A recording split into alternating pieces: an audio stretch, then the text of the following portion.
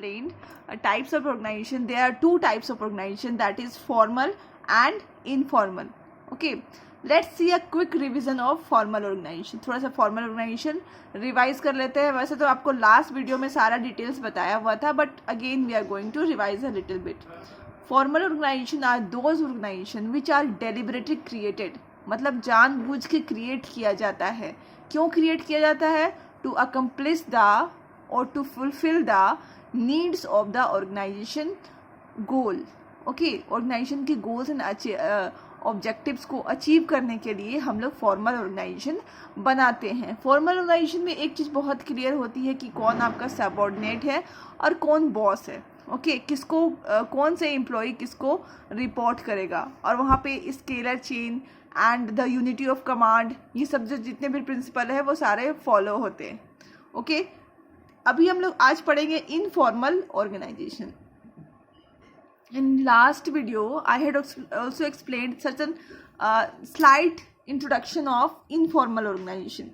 जैसे कि informal organization उसको बोलते हैं जो कि वो उसको क्रिएट नहीं किया जाता है, वो अपने आप ऑटोमेटिकली क्रिएट हो जाता है. ओके, तो यहाँ पे मैंने लिखा है develop within formal organisation. अगर मान लो एक राउंड सा सर्कल लेते हैं हम लोग, ये अगर पूरा फॉर्मल ऑर्गेनाइजेशन है, ये पूरा फॉर्मल ऑर्गेनाइजेशन, तो इसके अंदर ही क्या होता है, इनफॉर्मल ऑर्गेनाइजेशन क्रिएट हो जाता है.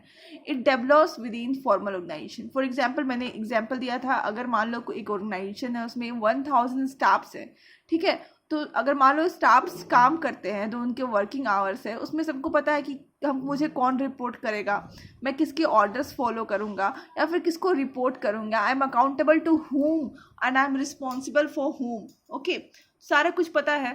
बट एक टाइम ऐसा आता है, जैसे आप कैंटीन चले जाते हैं खाने के लिए, या फिर आपका अगर आप बोलो तो वर्क आवर जब ओवर होता है, तब भी लोग कुछ लोग जिसके साथ में, मतलब अगल बगल बाजू में घर है या फिर एक ही मोहल्ले में है, वो लोग ऑटो शेयर कर लेते हैं. Something like that happens always. Okay, और इसके साथ साथ अगर आप कैंटीन में 2 लोग बैठे हुए हैं या फिर एक ग्रुप बैठा हुआ है 10-20 पीपल्स का, तो उसमें डिस्कशंस होती है. मान लो उसमें डिस्कशन हो रही है कि आप कौन से रिलीजन से हैं, तो सपोज हिंदू वाले एक तरफ हो गए, क्रिश्चियंस एक तरफ हो गए, मुस्लिम्स एक तरफ हो गए, सिख एक तरफ हो गए, मतलब कुछ कॉमन चीज पे क्या हो जाता है, एक ग्रुप बन जाता है. बात कहने की ये है, आप लोग की भी जो फ्रेंडशिप होती है वो कुछ कॉमन्स आपका मान लो सपोज किसी स्टूडेंट के साथ या तो किसी अपने क्लासमेट के साथ कुछ व्यूज़ मिलता है, कुछ लाइकिंग्स मिलता है. सपोज आपका भी हॉबी है क्रिकेट खेलना, और सामने वाले आपके जो क्लासमेट है उसके भी हॉबी क्या है, क्रिकेट खेलना, तो आप लोग क्या बन जाते हो, फ्रेंड्स बन जाते हो. इन द सेम वे कैंटीन में अगर मान लो सारे एम्प्लॉई, सारे नहीं 20-30 एम्प्लॉई बैठे हुए हैं और सारे लोग क्रिकेट देख रहे हैं, ठीक है, तो वहाँ पे क्या हो गया, उनकी एक लाइकिंग्स बन गई, उनका एक ग्रुप बन गया वहाँ पर. फिर या फिर कोई एक ही रीजन को बिलोंग करता है. Suppose some peoples belongs to Jharkhand, some peoples belongs to Maharashtra, some people belongs to Bihar, तो उनका उस बेसिस पे कोई ग्रुप बन गया, मतलब रीजन के बेसिस पे, कास्ट के बेसिस पे भी ग्रुप बन जाता है. तो ये सब जो ग्रुप बन जाता है, हाँ बन जाता है, तो इसको हम लोग क्या बोलते हैं, इनफॉर्मल ऑर्गेनाइजेशन. इनफॉर्मल ऑर्गेनाइजेशन को क्रिएट नहीं किया जाता है, वो डेलिबरेटली क्रिएट नहीं किया जाता, ये ऑटोमेटिकली अपने आप ही क्रिएट हो जाता है. Okay, on what basis it is created? It is created on the basis of likings, reasons या फिर कास्ट, मतलब कुछ ना कुछ लैंग्वेज, कुछ कॉमन बेसिस पे क्या हो जाता है, क्रिएट हो जाता है. ओके, तो अभी हम लोग क्या देखेंगे, उसके फीचर्स देखेंगे. सी, पहला है फॉर्मेशन. ओके, फॉर्मेशन का बात, जब हम लोग फॉर्मेशन की बात करते हैं वो तो ये है कि हम लोग इसको फॉर्म नहीं करते हैं, कोई भी इसको फॉर्म नहीं करता है, ये अपने आप ही फॉर्म हो जाता है. ओके, दूसरा पर्पस. इसका ऐसा कोई पर्पस नहीं होता है कि ऑर्गेनाइजेशन का कोई ऑब्जेक्टिव्स का फुलफिल करना है, ऐसा कुछ नहीं. इसका पर्पस होता है पर्सनल सेटिस्फैक्शन या फिर सोशल रिलेशंस मेंटेन करना. ओके, इसका सोशल नीड्स को फुलफिल करना, इसका बस यही पर्पस होता है. स्ट्रक्चर, कोई भी बेसिक स्ट्रक्चर्स इसमें हम नहीं देखे गए हैं. ओके, ये अपने आप फॉर्म होता है। मान लो इसमें ऐसा कुछ नहीं है कि कोई स्ट्रक्चर फॉर्म होता है, कोई रिपोर्ट कर रहा है या फिर कोई यहाँ पे बॉस है, nothing like that. Reporting relationship, यहाँ पे कोई रिपोर्टिंग रिलेशनशिप नहीं है, क्योंकि यहाँ पे कोई भी ऐसा कुछ नहीं है कि मतलब गोल है कुछ, उसको फुलफिल करने के लिए बनाया गया है, या फिर ऐसा कुछ नहीं है कि यहाँ पे कोई बॉस है जो कि रिपोर्ट और सबऑर्डिनेट है, जो कि सबऑर्डिनेट किसको रिपोर्ट करेगा, बॉस को रिपोर्ट करेगा, ऐसा कुछ नहीं है। फ्रेंडली नेचर होता है, आपस में फ्रेंडली बात करते हैं और एक रिलेशन बन जाता है, लाइक दैट। ओके, तो no reporting relationship in maintain in structure ही नहीं है, कोई डिफाइंड स्ट्रक्चर ही नहीं है, तो रिपोर्टिंग रिलेशनशिप भी नहीं होगा।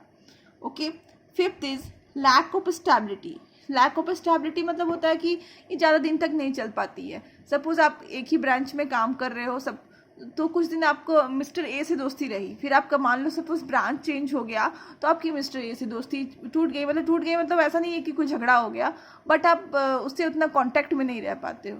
ठीक है, फिर आप जहाँ पे ट्रांसफ़र हुआ है, आप वहाँ के एम्प्लॉय से ठीक से बात करने लग जाओगे, वहाँ से आपका एक रिलेशन बन जाएगा। इस तरह से रहता है, तो there is a lack of stability. Okay, relations बनते हैं बट वो बहुत ज़्यादा मेंटेन नहीं हो पाता है।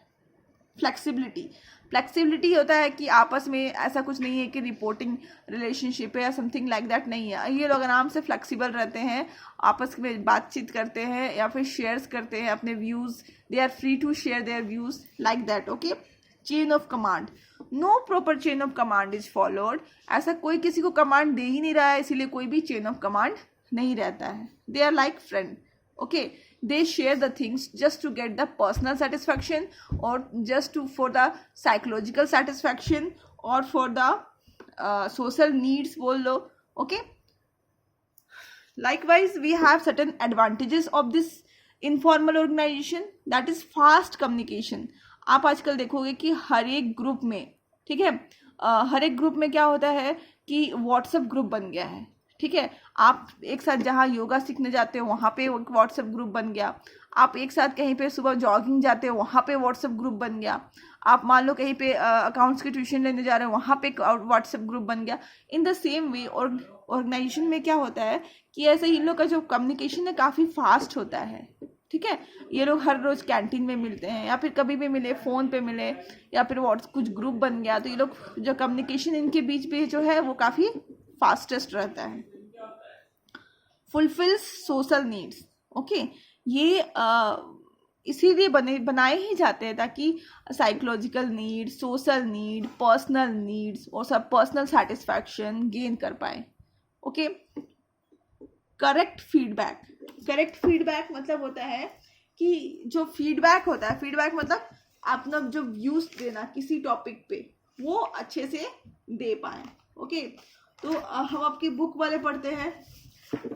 Through informal structure, the top level manager can know the real feedback of the employees on the various policies and plans। देखिए, अगर मान लीजिए एक ग्रुप बना हुआ है तो उसमें ऐसा भी है कि कोई टॉप लेवल मैनेजर भी होगा और वो अपना जो उस ग्रुप में ऐसा भी होगा कि लोअर लेवल का कोई मैनेजर है या फिर कोई मिडिल लेवल का मैनेजर है।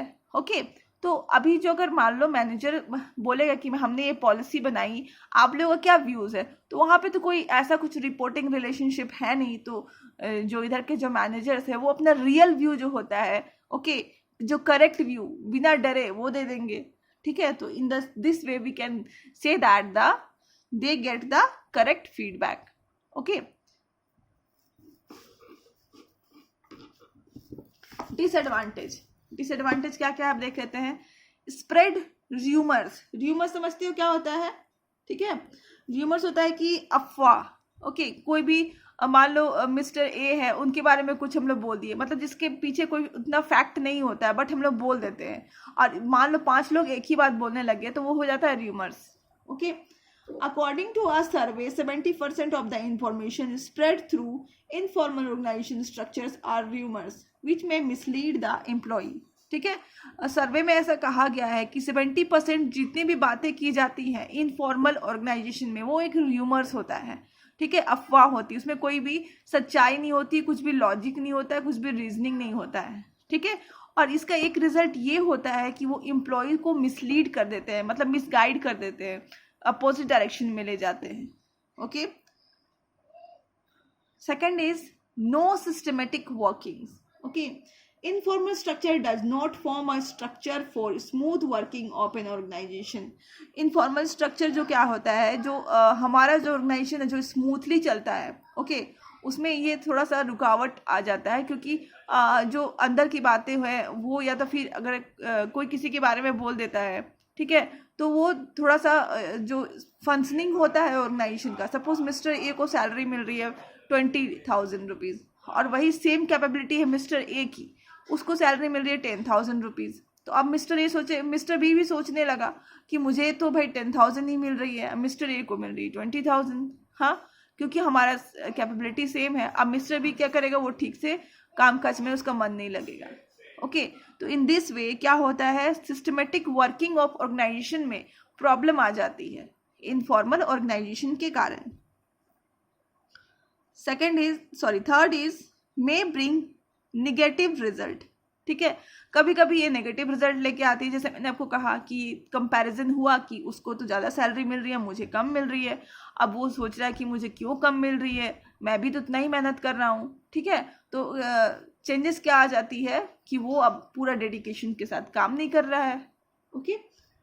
If informal organisation opposes the policies and changes of management, then it becomes very difficult to implement them in organization.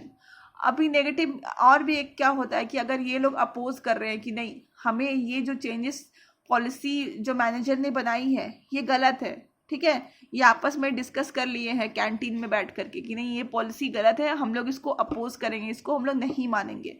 ठीक है, तो वो क्या करेंगे, एट लास्ट उस पॉलिसी को नहीं फॉलो करेंगे. तो ये सारी डिफिकल्टीज आ जाती है, जिसको बोलते हैं negative result. More emphasis to individual interest. Informal structure gives more importance to satisfaction of individual interest as compare to organisational interest. Okay, मान लो mister A and mister C दोनों फ्रेंड बन गए हैं. ठीक है, तो मिस्टर ए क्या करेगा, मिस्टर सी को खुश करने के लिए कुछ कुछ उनकी अनवांटेड पॉलिसीज भी है, उस पर भी उसका सपोर्ट करने लग जाएगा. क्यों? क्योंकि अब वो उसका फ्रेंड है, अब उसको इंडिविजुअल इंटरेस्ट पे ज़्यादा ध्यान है, मतलब वो उसका ऑर्गेनाइजेशन का भलाई नहीं सोच करके मिस्टर ए का भलाई सोच रहा है ज़्यादा. ओके, तो इसी को हम लोग बोलते हैं more emphasis on individual interest. In organisation, informal organisation का ये रिजल्ट होता है कि वो क्या करने लग जाता है, एट लास्ट इंडिविजुअल इंटरेस्ट पे ज़्यादा ध्यान देने लग जाता है, ना कि ऑर्गेनाइजेशन स्ट्रक्चर पे ज़्यादा ध्यान देता है. Okay, so we have done with this topic of types of organization. In next topic we will do about delegation of authority and further on. Okay, till then I'm ending the video here only. Keep studying. Thank you.